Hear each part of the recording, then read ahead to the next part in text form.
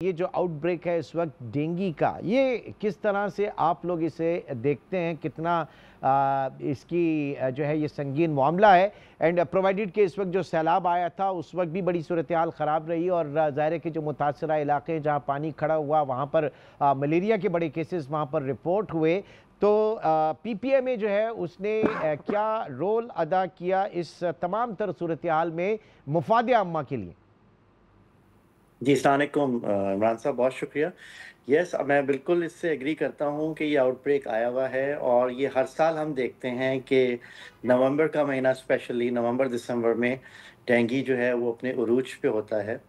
तो पहले तो मैं ये बताऊँगा कि पीपीएमए के हवाले से जितनी हमारी मेजर फार्मास्यूटिकल कंपनीज़ हैं, हम हमने इस पे काफ़ी बिफ़ोर टाइम जब सैलाब भी आया तो काफ़ी इस पे पब्लिक सर्विसेज़ मैसेजेस दिए हैं और हमने डॉक्टर्स के पास और जितनी हमारी जो मेजर कंपनीज़ हैं, हमारे सेल रिप्रेजेंटेटिव उसमें हमने काफ़ी इस पे जो है इन्फॉर्मेशन जो है वो डेंगू के बारे में एहतियाती तदाबीर पे हमने काफ़ी सारे फॉर पब्लिक हमने एहतियाती तदाबीर क्या होनी चाहिए क्यों और कैसे इससे बचाव किया जा सकता है। जैसे कि आप साफ़ पानी हम्म। जो है वो खुला ना छोड़ें और इसी तरीके से काफ़ी जो है हमने इन्फॉर्मेशन दी है। लेकिन ये काम बेसिकली जो है वो और दूसरा हमने ये किया है कि वी मेड श्योर कि डेंगू के शुरू होने से पहले जो भी उससे तौकीर साहब, मुझे सुन पा रहे हैं?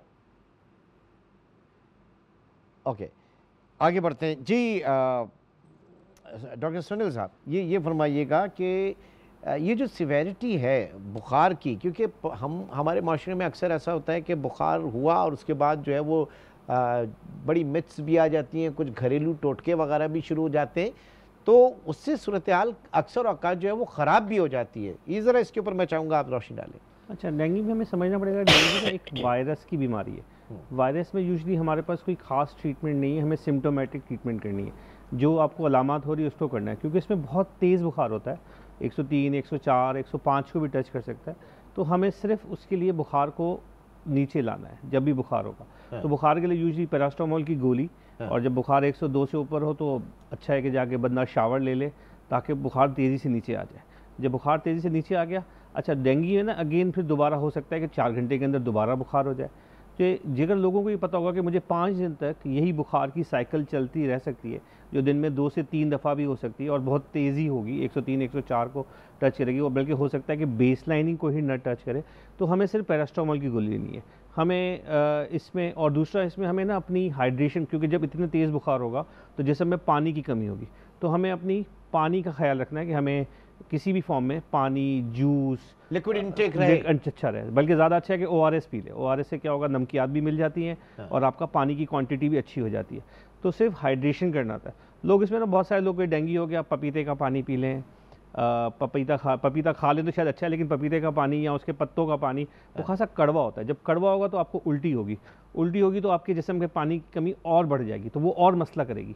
डेंगू में वो डिहाइड्रेशन और ज़्यादा बढ़ जाएगी और फिर सूरत हाल और ज़्यादा संगीन हो जाती है। तो इसमें ज़्यादा प्रॉब्लम हमारी डिहाइड्रेशन से होता है, ना कि हमें डेंगू की जो नेचुरल साइकिल है वो चलती रहेगी। तो हमारा काम यानी है वो 5 दिन का जो है उस वायरल ने तोड़फोड़ करनी है, 5 दिन वो बर्दाश्त करना है आपने। और आपने पानी की अच्छा इस्तेमाल करना है।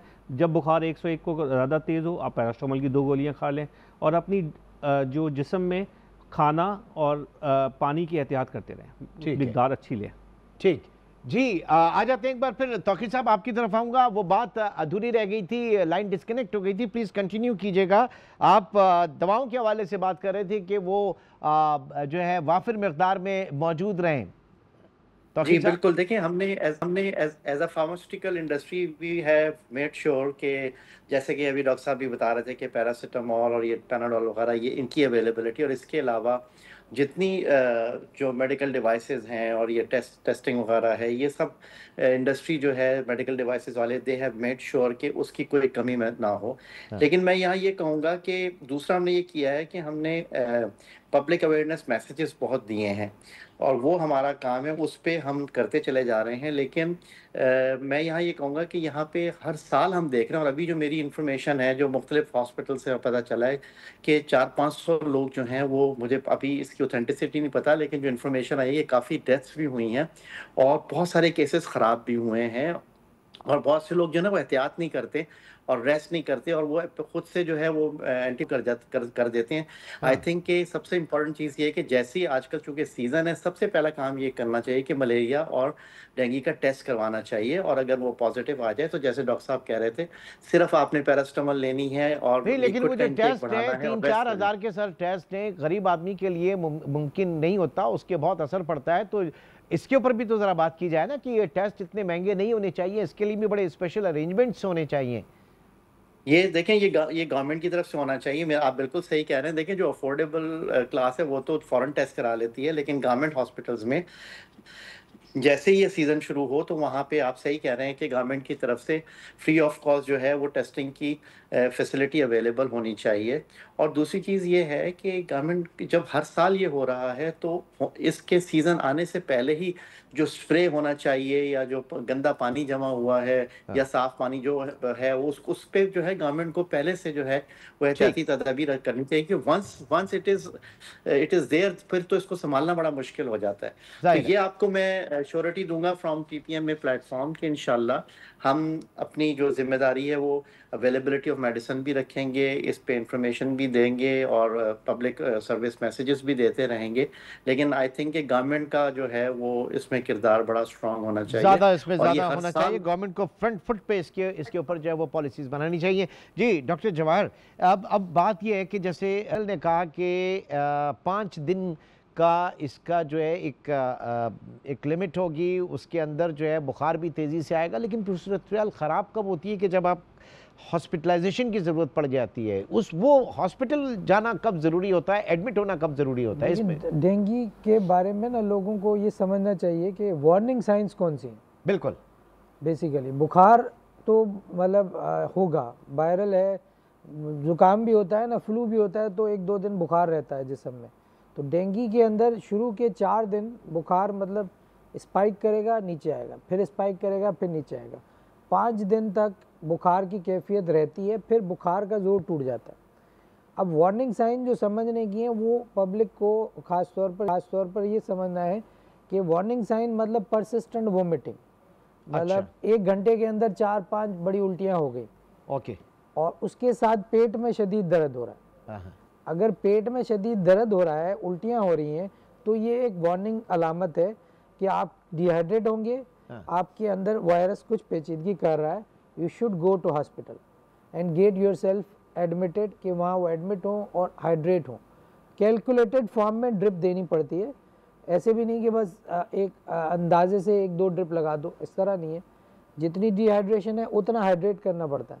जैसे मरीज़ की उल्टियाँ सेटल हैं, ओरल ले सकता है, फ़ौरन ओरल पे आ जाए, ठीक है। पानी, जूस, सूप, लस्सी कुछ भी पी ले। ओआरएस जैसे कहा कि ओआरएस पी ले, लस्सी पी ले, जूस पी ले, सूप पी ले, सॉफ्ट डाइट ले ले, कुछ भी थोड़ा। लेकिन वार्निंग साइन में एक पेट में शदीद दर्द का होना, उल्टियाँ होना, सांस लेने में दुश्वारी होना, उसके साथ जिस्म के ऊपर अगर वो देख रहा है कि बहुत सारे लाल लाल निशान बन रहे हैं या मसूड़ों से कुछ ब्लड आ रहा है, तो उस वक़्त क्या होता है, वो पैनिक हो जाते हैं। तो उस वक़्त ये वार्निंग अलामतें समझें।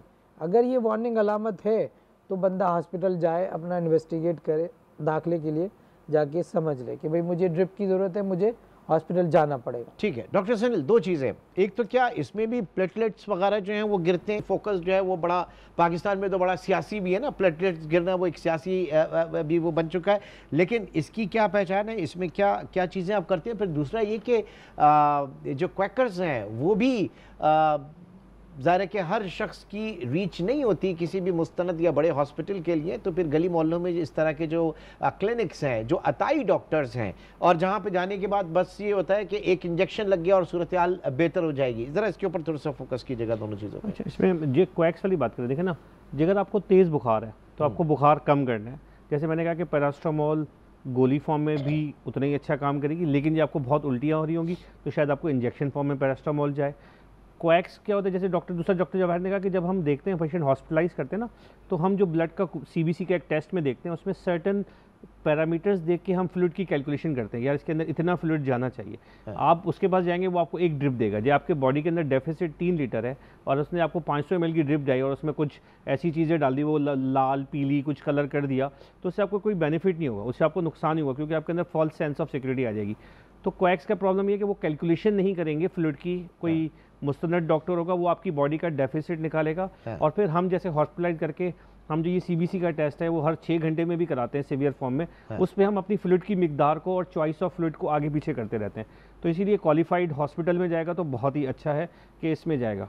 जहाँ तक प्लेटलेट देखें ना, नेचुरल लाइफ साइकिल जो इसकी डेंगू की है कि 5 दिन तक तेज़ बुखार चलेगा और 5वें दिन पे ही ना प्लेटलेट नीचे आना शुरू होते हैं।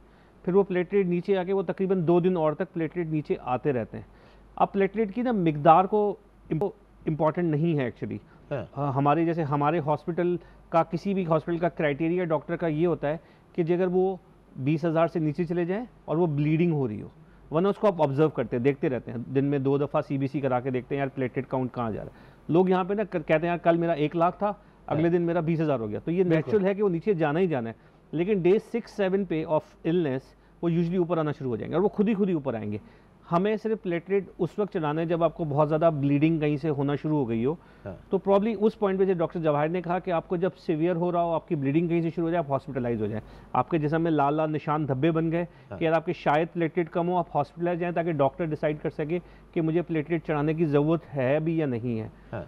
वरना प्लेटलेट को फॉलो करने का कोई फ़ायदा नहीं, उससे पैनिक ही होता है एक्चुअली। ठीक है, तो और नेचुरल है, खुद ही बढ़ जाएगा। उसके ऊपर फोकस, हाँ, हेमोग्लोबिन पे फोकस करते हैं, हेमेटोक्रेट पे फोकस करते हैं, उसको हमें कम लाना है। वो डिहाइड्रेशन की वजह से बढ़ता रहता है, वो साइन ऑफ डेंजर होगी उससे फिर, लेकिन फ्लूइड भी कैलकुलेट देना है। जैसे डॉक्टर जवाहर ने कहा कि सांस फूलता है तो इसका मतलब ऐसा तो नहीं इसमें थर्ड स्पेसिंग होती है, इसमें ना पानी निकल के ब्लड वेसल्स निकल के साइड में चला जाता है, पेट में भी पानी भर जाता है, लंग्स में भी पानी भर सकता है।